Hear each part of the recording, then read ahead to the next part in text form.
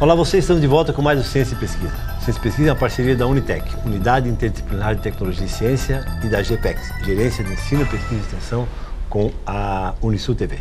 Bom, hoje o nosso assunto é informática, mais especificamente informática médica. Para isso, nós conversaremos com o professor, doutor, o nosso cientista Max Roberto Pereira, graduado em Ciências da Computação pela Universidade, pela nossa Unisul, mestre também em Computação pela Universidade Federal de Santa Catarina, mestre em Engenharia de Produção, doutor em Engenharia de Produção também pela Universidade Federal de Santa Catarina e pós-doutorado na Universidade de Porto, na cidade de Porto, em Portugal. Sr. Max, é um prazer tê-lo conosco. Muito obrigado, Gilson. Eu agradeço o convite, quero agradecer a oportunidade de falar sobre pesquisa. Isso Perfeito. Muito obrigado, é uma honra para mim estar aqui com vocês. Uma honra também é nossa, professor, até porque cientistas são bem-vindos pelo trabalho que fazem e pelo que representam para a sociedade. E agora, fundamentalmente, informática médica, né? Eu particularmente acredito muito, né? E tenho certeza que nesse período de evolução da própria sociedade, um dos caminhos é a informática, e a informática médica na área da saúde, fundamentalmente é interessante. Gostaria que falasse um pouco para as pessoas que nos assistem com bastante frequência o Ciência e Pesquisa, um pouco do teu trabalho no Núcleo de Pesquisa de Informática Médica, que coordenas, né? Isso. Junto com o professor Ademar Schmitz, quero crer, e quais são os projetos em andamento, perspectivas, importância, envolvimento ou não de alunos, enfim, vamos conversar um pouco sobre isso, professor? Então, bom, a informática médica, Gilson, ela é uma ciência, digamos assim, uma área de conhecimento relativamente nova.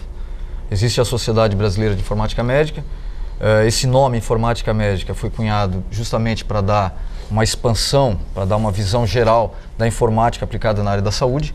O objetivo é aplicar ferramentas computacionais dentro da área da saúde. E aí eu estou falando de telemedicina, de processamento de imagens médicas, de processamento de sinais biológicos, enfim. É uma gama extensa de problemas, digamos assim, na área da saúde, que a computação vem para auxiliar, otimizar a resolução desses problemas. Bom, o Unimed, o núcleo que você citou, ele foi criado há uns 2 anos, junto com o professor Ademar Schmitz, e o objetivo é envolver tanto alunos de iniciação científica, alunos da graduação, como projetos em parceria com outras universidades. Sempre com o intuito de focar os problemas na área da saúde, inclusive problemas esses que podem ser têm a origem nos cursos da saúde da nossa universidade. Certo. Perfeito. E aí, dentre esses projetos, que particularmente eu admiro bastante o trabalho de vocês, até porque é um trabalho também incansável, como de todo cientista, né? Sim. Tem algum que te chama a atenção, que tem uma aplicabilidade que está sendo colocada em prática, enfim?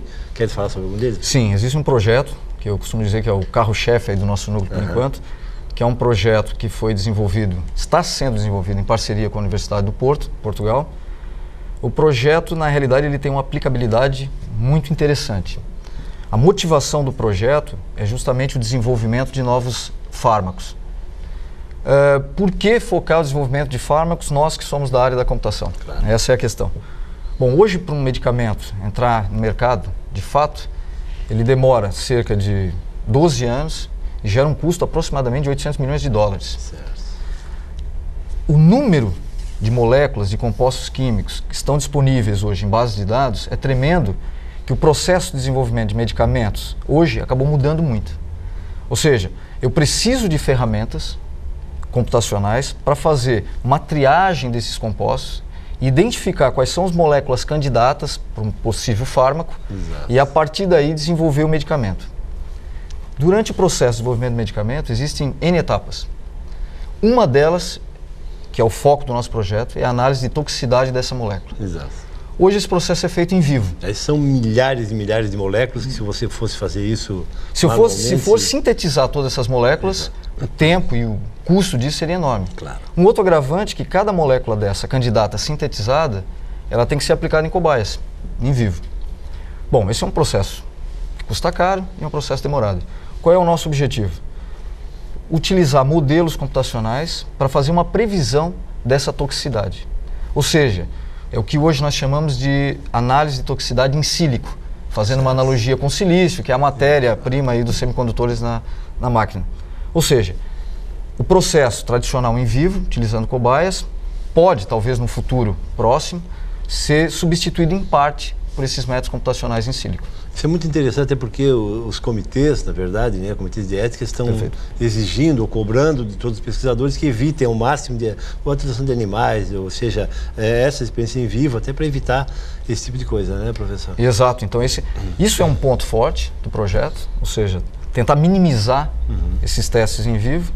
E outro, quanto antes nós conseguimos identificar se aquela molécula possui alguma propriedade tóxica, melhor eu vou conseguir identificar outras moléculas e esse processo posso otimizar. Nesse sentido, qual é a relevância do projeto na relação entre duas instituições, por exemplo, uma da cidade do Porto, em Portugal, e a própria universidade? Perfeito. A nossa Unisul. Esse projeto ele tem uma parceria, na realidade são 3 universidades no projeto. A Unisul, que toda a parte computacional eu tenho dado suporte junto com a Universidade do Porto, pelo Departamento de Engenharia da Computação. Certo. A Universidade de Coimbra, que é o Departamento de Bioquímica, o pessoal da farmácia, eles estão no Departamento da Universidade de Coimbra. E a base de dados desses compostos que nós estamos falando está localizada na Universidade de Oxford. Então, na realidade, nós fizemos um consórcio, digamos assim, de 3 universidades. A contribuição da Unisul, digamos assim, é na parte computacional, no desenvolvimento de uma aplicação.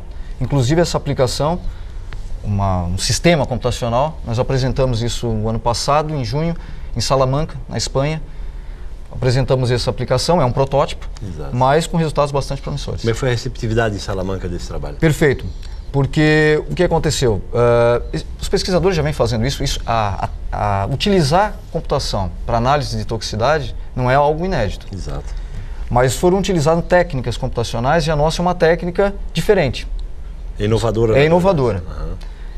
Então nós fomos bem recebidos porque houve vários questionamentos para verificar se aquela técnica realmente era interessante. A aplicação foi feita, o protótipo foi apresentado.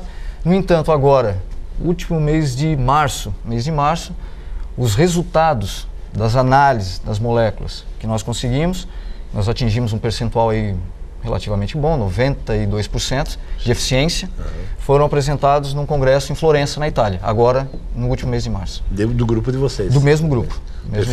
Sr. Max, eu quero falar mais sobre isso, mas eu quero te fazer uma pergunta para o bloco seguinte, que é, como é que é para um profissional da área de computação ingressar na área da saúde? Isso caracteriza aquilo que o professor Arlindo Júnior nos fala de interdisciplinaridade e a importância dela. Eu quero ouvir a tua palavra sobre como é que isso acontece e qual é a expectativa de alguém que entra numa área, ingressa numa área diferente com êxito como tu entraste. Pode ser? Pode sim, com certeza. Bom, estamos conversando com o professor, doutor, cientista Max Roberto Pereira, doutor em Engenharia na Universidade Federal de Santa Catarina e pós-doutor na Universidade de Porto. Você pode assistir essa entrevista no nosso blog, cujo endereço aparece aí na sua tela, e também enviar perguntas ao professor Max no endereço do e-mail ciência.pesquisa@unisul.br, que também está na sua tela. Bom, uma breve pausa, você tomar um cafezinho, 3 minutos e já voltamos.